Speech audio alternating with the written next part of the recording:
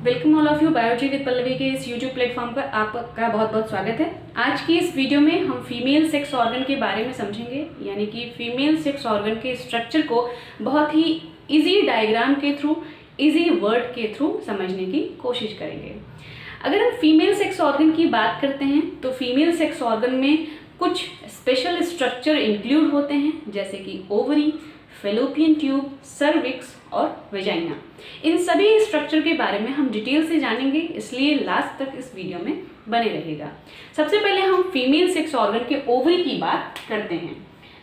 अगर हम ओवरी को देखें, फीमेल में अगर हम ओवरी को देखें तो फीमेल सेक्स ऑर्गन में या फीमेल में 1 पेयर ओवरी पाई जाती है, राइट एंड लेफ्ट साइड में ओवरी 1 पेयर पाई जाती है और संख्या में यानी नंबर में 2 होती है। ओवरी के अगर हम पोजीशन की बात करते हैं तो ओवरी दरअसल फीमेल के लोअर एब्डोमिनल रीजन या पेल्विक रीजन में पाई जाती है। एक बार फिर से बता दें, 1 पेयर ओवरी फीमेल में लोअर एब्डोमिनल रीजन या पेल्विक रीजन में पाई जाती है। ओवरी यूट्रस से एक लिगामेंट के द्वारा अटैच होती है, वहीं ओवरी पेल्विक रीजन से मीजोऑर्कियम के द्वारा अटैच होती है। नेक्स्ट अगर इसके स्ट्रक्चर की हम बात करें फेलोपियन ट्यूब की, तो यह भी बहुत ही इम्पॉर्टेंट स्ट्रक्चर होता है किसी भी फीमेल सेक्स ऑर्गन का। फेलोपियन ट्यूब की अगर हम बात करें तो फेलोपियन ट्यूब एक कई पार्ट का मिलकर बना होता है, जिसमें इम्पॉर्टेंट है इन्फंडिबुलम, एम्पुला, स्थमस और यूटेराइन पार्ट। फेलोपियन ट्यूब दरअसल 4-5 तरह के स्ट्रक्चर से बना होता है। पहला इन्फंडिबुलम, एम्पुला, स्थमस और यूटेराइन पार्ट से। आइए जानते हैं कि इन्फंडिबुलम का क्या काम होता है, एम्पुला का क्या काम होता है, स्थमस और यूटेराइन पार्ट का क्या काम होता है। सबसे पहले हम बात करते हैं इन्फंडिबुलम की। फेलोपियन ट्यूब या ओविडक्ट में जो इन्फंडिबुलम पार्ट होता है, इसमें ओवरी के द्वारा रिलीज किए एग सबसे पहले इन्फंडिबुलम रीजन यानी ओविडक्ट के इन्फंडिबुलम रीजन में पहुंचते हैं या अटैच होते हैं। ओवरी से निकले हुए जो एग होते हैं वो सबसे पहले सिलोमिक कैविटी में आते हैं और सिलोमिक कैविटी के द्वारा इन्फंडिबुलम में पहुंचते हैं। इन्फंडिबुलम को अगर हम देखते हैं तो इसका जो टिप होता है वो फिंगर लाइक स्ट्रक्चर होता है या हेयर लाइक स्ट्रक्चर होता है, जिसमें एक विशेष तरह की एक स्पेशल तरह का मूवमेंट होता है जो कि एग को कैप्चर करने में इंपॉर्टेंट रोल प्ले करता है। एक बार फिर से बताते चलें कि ओविडक्ट या फेलोपियन ट्यूब का जो पहला पार्ट होता है इन्फंडिबुलम, उसका जो एंड होता है, टिप रीजन होता है, वो हेयर लाइक स्ट्रक्चर होता है, जिसमें एक स्पेशल तरह का मूवमेंट होता है जो कि ओवरी के द्वारा रिलीज किए गए एग को कैप्चर करने में इंपॉर्टेंट रोल प्ले करता है। अगर हम एम्पुला की बात करते हैं, जो कि ओविडक्ट का या फेलोपियन ट्यूब का एक इम्पॉर्टेंट पार्ट है, बहुत ही इंपॉर्टेंट पार्ट है, क्योंकि एम्पुला पार्ट ओविडक्ट का या फेलोपियन ट्यूब का वह पार्ट होता है जिसमें फर्टिलाइजेशन पाया जाता है, यानी कि स्पर्म और ओवा का या स्पर्म या एग का फर्टिलाइजेशन क्रॉस कहाँ पर पाया जाता है, एम्पुला के या ओविडक्ट के या फेलोपियन ट्यूब के एम्पुला रीजन में। एम्पुला रीजन जो होता है वो फेलोपियन ट्यूब का या ओविडक्ट का ब्रॉडेस्ट पार्ट होता है, यानी कि सबसे चौड़ा भाग होता है एम्पुला रीजन, जिसमें कि फर्टिलाइजेशन पाया जाता है।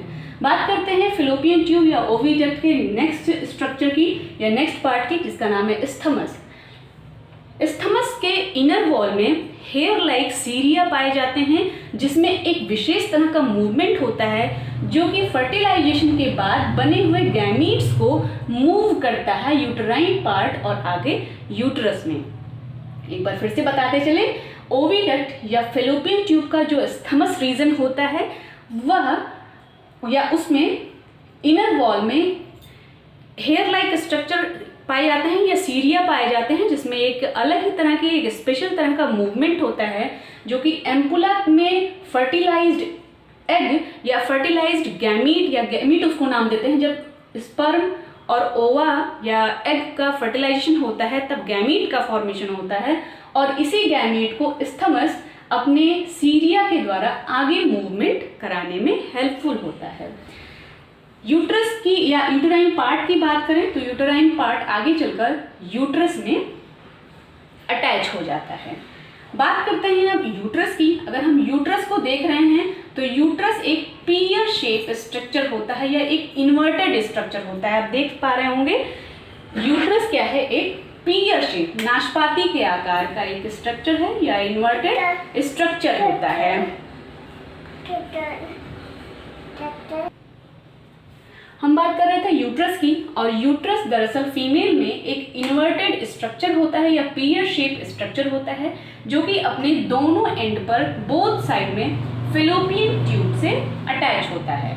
अगर हम यूट्रस की बात करते हैं तो यूट्रस दरअसल 3 लेयर का बना होता है या 3 तरह के लेयर से कंपोज्ड होता है।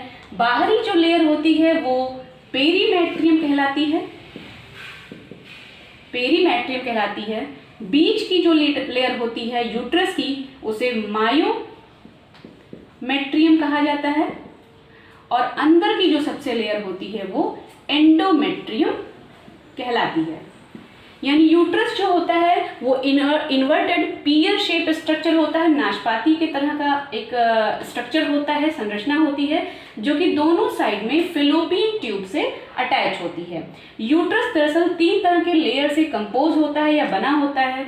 बाहरी की जो सबसे लेयर होती है वो पेरीमेट्रियम कहलाती है, मायोमेट्रियम बीच की या मिडल लेयर होती है, और सबसे इनर मोस्ट या अंदर की जो सबसे लेयर होती है वो एंडोमेट्रियम कहलाती है। मायोमेट्रियम की एक इम्पॉर्टेंट बात यह है कि मायोमेट्रियम नॉर्मल चाइल्ड बर्थ के लिए यानी कि नॉर्मल डिलीवरी के लिए रिस्पॉन्सिबल होता है, क्योंकि मायोमेट्रियम में एक स्पेशल तरह का मूवमेंट होता है, एक स्पेशल तरह की गति होती है, रिलैक्सेशन एंड कॉन्ट्रैक्शन जिसे कहा जाता है। कॉन्ट्रैक्शन या रिलैक्सेशन इस तरह से कुछ मूवमेंट होता है जो कि नॉर्मल चाइल्ड बर्थ के लिए जिम्मेदार होता है। मायोमेट्रियम में इस तरह का मूवमेंट दरअसल ऑक्सीटोसिन हार्मोन के द्वारा पाया जाता है।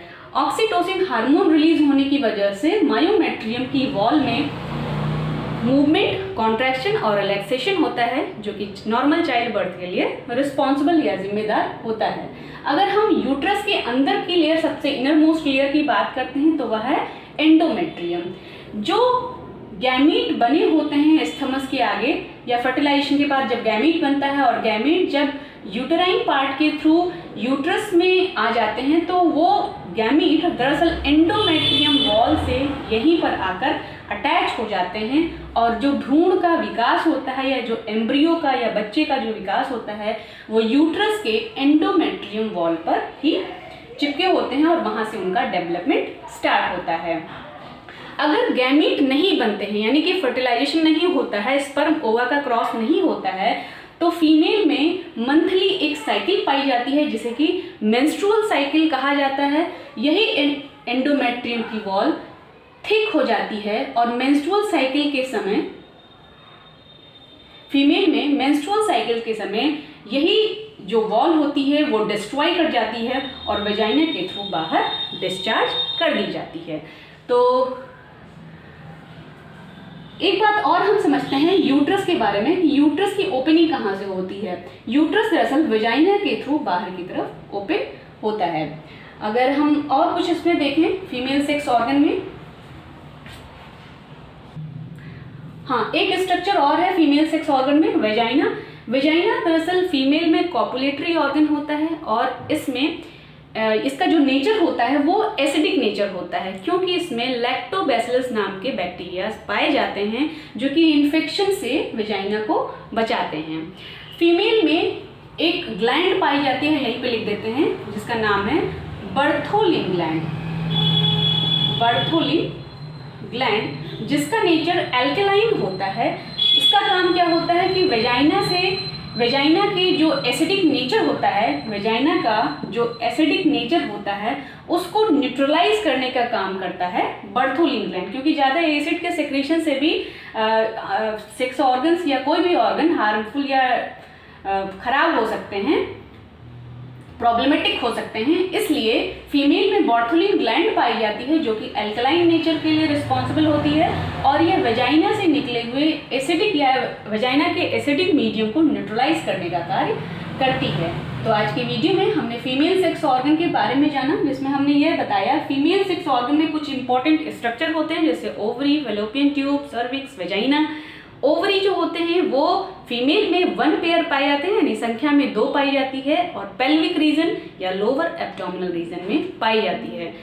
फीमेल सेक्स ऑर्गन के ये सभी स्ट्रक्चर, चाहे हम वो बात कर लें ओवरी की, चाहे वो हम बात कर लें फिलोपियन ट्यूब की, यूट्रस की बात कर लें, वेजाइना या सर्विक्स की बात कर लें, ये सभी स्ट्रक्चर अपने आप में इम्पॉर्टेंट होते हैं। इसलिए आज की वीडियो को स्किप नहीं करते हुए पूरा डिटेल से समझने की कोशिश करिएगा। नेक्स्ट वीडियो में हम कुछ नए इंपॉर्टेंट टॉपिक के बारे में समझेंगे। बने रहिए वीडियो के साथ। वीडियो अच्छी लगे तो लाइक शेयर और सब्सक्राइब जरूर करिए। Thank you.